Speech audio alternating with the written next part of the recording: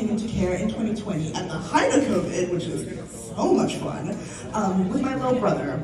I was dragged out of my class by police people, just like, you have to come with us. You have to come with us to the police station. And, in the police car, I saw my brother there, so I was like, oh, something's terribly wrong. We were interrogated for 2 hours. We were told that, very bad things had happened to me and my brother, which we knew about from our dad. What happened after you left at the police station?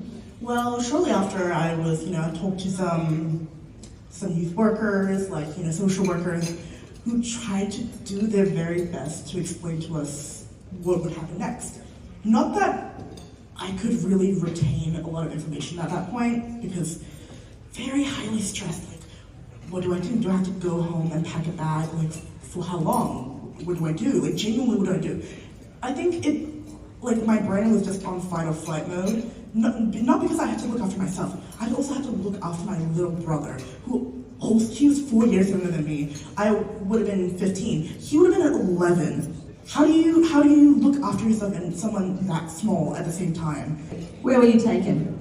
I was then taken into emergency accommodation. We were chucked into a hotel, motel for whoever knows how long you're gonna be there for, because they don't tell you. And you're there with a youth worker. Thank God we were with people who knew what they were doing. A lot of people who I spoke to, that are young people, had unqualified people looking after us in really bad situations. We stayed in a hotel for 6 months.